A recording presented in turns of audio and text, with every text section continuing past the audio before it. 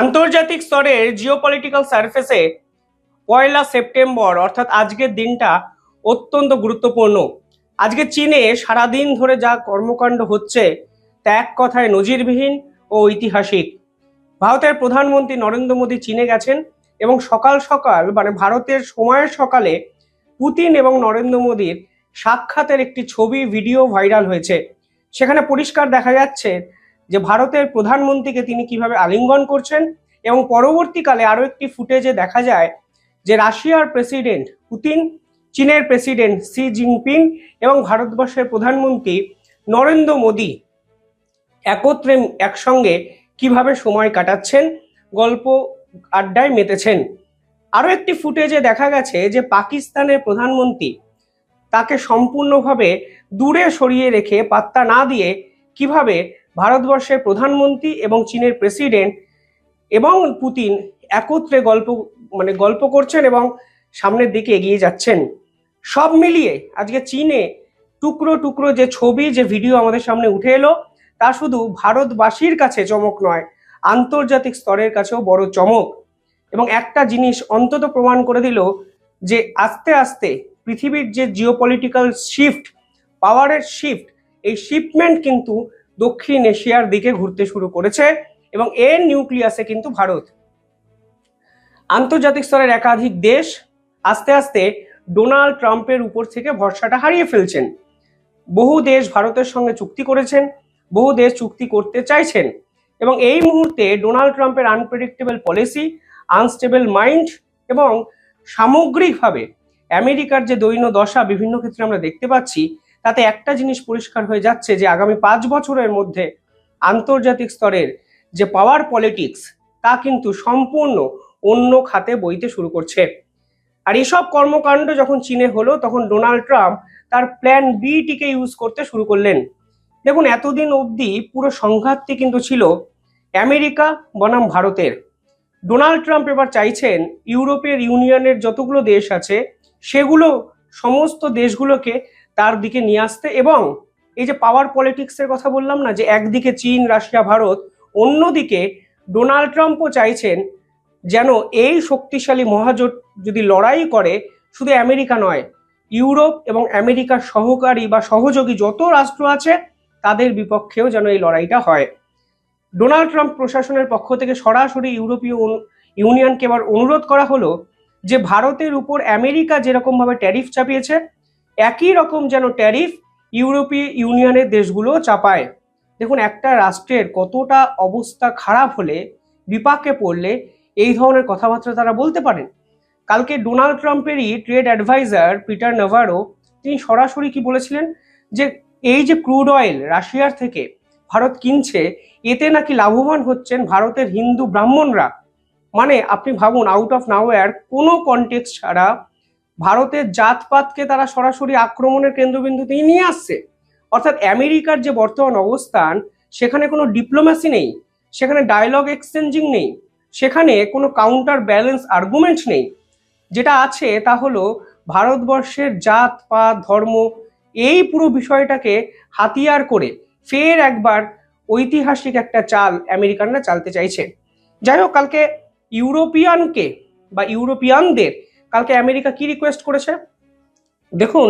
কালকে আমেরিকার Scott Bessent, আপনারা জানেন, যিনি আমেরিকার ট্রেজারি সেক্রেটারি, তিনি পরিষ্কারভাবে বলেছেন যে ইউরোপিয়ানদের উচিত ডোনাল্ড ট্রাম্পের এই ট্যারিফকে সমর্থন করা এবং ডোনাল্ড ট্রাম্প যেভাবে সেকেন্ডারি ট্যারিফ লাগানোর কথা ভারতের বিপক্ষে ভাবছেন, ইউরোপের ইউনিয়নের কোনো দেশ এখন এই ধরনের ট্যারিফ কেন লাগায়নি, তাদেরও উচিত এই ট্যারিফ লাগানো। মনে রাখবেন, রাশিয়ার থেকে তেল কিনছে ভারত, এই ধরনের একটা কথাবার্তা আমেরিকার পক্ষ থেকে উঠে আসছে। স্কট বেসেন্ট পরিষ্কারভাবে বলেছেন যে ইউরোপিয়ানরা কেন ট্যারিফ লাগাচ্ছে না, কারণটা কি।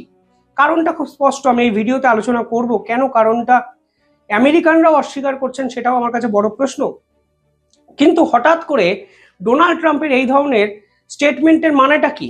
স্টেটমেন্টের মানেটা কিন্তু খুব স্পষ্ট। তিনি বুঝতে পারছেন যে ডোনাল্ড ট্রাম্পের এই ট্যারিফ লাগানোর পর ফ্রান্স এবং জার্মানি ইতিমধ্যেই ভারতের সঙ্গে ঐতিহাসিক দুটি অস্ত্র চুক্তি করেছে। জার্মানি অলরেডি বলেছে ভারতের পাশে তারা আছে, ফ্রান্স বরাবরই ভারতের পাশে ছিল এবং ইউরোপীয় ইউনিয়নের একাধিক দেশ যেমন হাঙ্গেরি, স্লোভাকিয়ার মতো রাষ্ট্র তারা ভারতের সঙ্গে আছে এবং ন্যাটোর বিরোধিতা তারা করতে প্রথম থেকে শুরু করেছে। ফলে ডোনাল্ড ট্রাম্প বুঝতে পারছেন এখনই যদি পুরো বিষয়টায় কন্ট্রোল না করা যায় তাহলে কোনো অবস্থাতেই ভারত এবং চীন বা পুতিনের এই মহাজোটকে আটকানো সম্ভব নয়। এই মুহূর্তে দাঁড়িয়ে ইউরোপীয় ইউনিয়নের স্ট্যান্ড পয়েন্টটা কি? ইউরোপীয় ইউনিয়ন দেখুন জুলাইতে 2025 জুলাইতে একটি রেগুলেশন নিয়ে আসে যেখানে তারা বলে 1 জানুয়ারি 2026 থেকে তারা এমন একটি আইন আনছে যেখানে যদি কোনো ক্রুড অয়েল, রাশিয়ার সোর্সের কোনো ক্রুড অয়েল রিফাইন্ড হয়ে ইউরোপের কোনো দেশে ঢোকে তাহলে সেটা তারা কিনবে না এবং তার উপরে তারা স্যাংশন লাগাবে। সেটা কিন্তু এর আগেই তারা ঘোষণা করেছিল এবং ভারত এর পাল্টা বহু বিবৃতি দিয়েছে, আপনারা জানেন। ভারতও পরিষ্কার বলেছেন যে তারা বেআইনিভাবে কিছু করছে না, যা হয়েছে পুরো আইনত। এবং ভারত কিন্তু নায়রা এনার্জির মতো কোম্পানি কিন্তু সরাসরি ইউরোপীয় ইউনিয়নকে আদালতে টেনে নেওয়ার হুমকি বা হুঁশিয়ারিও কিন্তু দিয়েছে। কিন্তু তারা 1 জানুয়ারি 2026 এই পুরো রেগুলেশনটা ইমপ্লিমেন্ট করতে চায়, কিন্তু তার মধ্যেই তারা ভারতের সঙ্গে ট্রেড রিলেটেড আলোচনা শুরু করে এবং দুই দেশই অফিসিয়ালি বিবৃতি দিয়ে জানায় প্রতি 1 মাস অন্তর ট্রেড রিলেটেড আলোচনা শুরু হবে। অর্থাৎ ভারত এবং ইউরোপীয় ইউনিয়ন দুপক্ষই 1 জানুয়ারি 2026 আগে তাদের মধ্যে ট্রেড এগ্রিমেন্টটি কমপ্লিট করতে চায়, কারণ হাতে এখনো 5 মাস আছে। ফলে যখন এই কথাবার্তাগুলো হচ্ছে তখনই ডোনাল্ড ট্রাম্প বলছেন যে ইউরোপীয় ইউনিয়নের অবিলম্বে উচিত ভারতের উপর এই ধরনের ট্যারিফ চাপিয়ে দেওয়া। এবার বর্তমান সিনারিওটা যদি দেখেন তাহলে কি সত্যি তারা ভারতের উপর ট্যারিফ চাপাতে পারবে? এক কথায় উত্তর হলো না। আমেরিকার আগের যে প্রেসিডেন্ট বাইডেন তিনি কিন্তু ভারতকে বলেছিলেন আপনারা রাশিয়ার থেকে ক্রুড অয়েল কিনুন, না হলে এই যে তেলের বাজারের স্টেবিলিটি নষ্ট হয়ে যাচ্ছে। যদি রাশিয়ার থেকে না কেনেন তাহলে কোথা থেকে কিনবেন? মিডল ইস্ট থেকে কিনবেন। এর ফলে কি হবে? এর ফলে মিডল ইস্টের তেলের চাহিদা বাড়বে, ফলে ডিমান্ড যদি বাড়ে তেলের দাম কিন্তু বাড়বে। ফলে আন্তর্জাতিক স্তরে সম্ভাবনা তৈরি হয়েছিল তেলের দাম $100 প্রতি ব্যারেল ছাড়িয়ে যেতে পারে। এই জন্য আমেরিকা ভারতকে অনুরোধ করে যে আপনারা রাশিয়ার থেকেও কিনুন যাতে ব্যালেন্সটা মেনটেন হয়, যা কিছুদিন আগে ডক্টর জয়শঙ্কর পরিষ্কার বলেছেন যে এই আমেরিকানরাই আমাদের বলেছিল 2 বছর আগে তেল কিনতে এবং আন্তর্জাতিক বাজারে স্টেবিলিটি ফিরিয়ে আনতে। এই মুহূর্তে ইউরোপীয় ইউনিয়ন যত ধরনের রিফাইন্ড জেট ফুয়েল এবং ডিজেল ব্যবহার করে তার 16% ইম্পোর্ট কিন্তু তারা করে ভারত থেকে। অর্থাৎ ভারতের উপর তারা হিউজলি ডিপেন্ডেন্ট। 16% জ্বালানি একটি দেশের নিয়ন্ত্রণ করছে একটি রাষ্ট্র, এবং আপনি সেই রাষ্ট্রের সঙ্গে সম্পর্ক রাখবেন না, বাস্তবের মাটিতে দাঁড়িয়ে কখনো সম্ভব নয়। আগে আমেরিকার কথা দেখুন না, আমেরিকার যে ফার্মা ইন্ডাস্ট্রি বা মানুষের যে চাহিদা, ওষুধের চাহিদা, তার 6% কন্ট্রোল করে ভারত। অর্থাৎ এত বড় মার্কেটের মোটে 6% মেডিসিন সাপ্লায়ার ভারত। কিন্তু ডোনাল্ড ট্রাম্প কিন্তু ভারতের ফার্মা সেক্টরের উপর কোনো ট্যারিফ লাগাননি। ফলে 6% ফার্মা সেক্টর যদি আমেরিকার মার্কেট থেকে সরে যায় তাহলে এই 6%-এর অল্টারনেটিভ আমেরিকার মতো দেশ খুঁজে পাবে না, তা ডোনাল্ড ট্রাম্পের প্রশাসন জানেন। ফলে ফার্মা সেক্টরকে ট্যারিফের বাইরে রাখা হয়েছে। আর ডোনাল্ড ট্রাম্পের প্রশাসন এক্সপেক্ট করছেন যে দেশ তাদের জ্বালানির 16% ডিপেন্ডেন্সি ভারতের উপরে আছে তারা ভারতের সঙ্গে সম্পর্ক শেষ করবে এবং ভারতের উপরে পাল্টা ট্যারিফ লাগাবেন।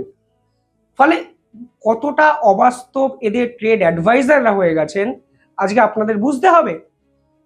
ব্রাহ্মণদের টার্গেট করছেন, এই সকল অবাস্তব বিবৃতি দিচ্ছেন এবং পাশাপাশি এই সকল ইউরোপীয় ইউনিয়নদের নিয়ে নতুন মহাজোট তৈরি করতে চাইছেন, যার আক্ষরিক অর্থ আজকের এই চীনের শক্তিশালী মহাজোট গঠনের এই ছবি, ভিডিও এবং এই প্রসেসটি। পাশাপাশি ইউক্রেন, যাকে নিয়ে এত হইচই চারিদিকে, সেই ইউক্রেনও কিন্তু ভারতের থেকে 15% ডিজেল কেনে। অর্থাৎ যারা রাশিয়ার সঙ্গে সরাসরি যুদ্ধে জড়িয়ে আছে তারাও রাশিয়ার ক্রুড অয়েল থেকে আসা শোধনের পর তৈরি ডিজেল, সেটাও কিন্তু তাদের দেশ কেনে 15% টোটাল জ্বালানির। অর্থাৎ ইউক্রেন এবং ইউরোপীয় ইউনিয়ন সত্যি ভারতের ডিজেল কিংবা জ্বালানি এদের ছাড়া কিন্তু চলার মতো জায়গাতে নেই। সেখানে ভারতকে সাইড করতে ডোনাল্ড ট্রাম্প ক্রমাগত এদের উপর প্রেসার তৈরি করছেন যেন এরা এবার শক্তিশালী জোট তৈরি করে। তিনি একা পারেননি, একসঙ্গে ভারতকে দাবিয়ে রাখবেন। এই হলো ডোনাল্ড ট্রাম্পের প্ল্যান বি। কালকে স্টোরি আমি করেছিলাম যেখানে ইসরায়েলের কথা বলেছিলাম। অলরেডি ইসরায়েলকে তারা প্রেশার তৈরি করতে শুরু করে দিয়েছেন যে ভারতকে যেন কোনো রকম অস্ত্র তারা না দেয়, সমস্ত অস্ত্র চুক্তি যেন বাতিল করে। কিন্তু আমার একটা প্রশ্ন, যে ডোনাল্ড ট্রাম্প ঠিক কোন অবস্থায় গেলে থামবেন? তিনি কি সত্যি বুঝতে পারছেন না তিনি হেরে গেছেন লড়াইটা? কিন্তু শুধু শুধু তিনি লড়াইটা জেতার জন্য এখন তাদের দিকে এমন কিছু দেশকে টানার চেষ্টা করছেন যে সেই দেশগুলো সম্পূর্ণ বিপদের মুখে পড়বে। কেন বিপদের মুখে পড়বে? কারণ জার্মানির মতো দেশের ইকোনমিক্যাল স্ট্রাকচারটা নির্ভর করে আছে এক্সপোর্ট ড্রিভেন ইন্ডাস্ট্রির উপর। অর্থাৎ ভারতের জিডিপি কন্ট্রোল করে কনজামশন, সাধারণ মানুষ, কিন্তু জার্মানি এক্সপোর্টের উপর ডিপেন্ড করে আছে। ভারতের মার্কেট যদি তাদের জন্য বন্ধ হয়ে যায় তাহলে তাদের ইকোনমিক্যাল ক্রাইসিসটা কোন জায়গায় যাবে তা কি ডোনাল্ড ট্রাম্পের এই প্রশাসনের লোকরা জানেন? জানেন সবই, অঙ্ক সকলে সব জানেন, তথ্য সকলের কাছে আছে, কিন্তু আলটিমেটলি কাজের জায়গায় লবরঙ্গা।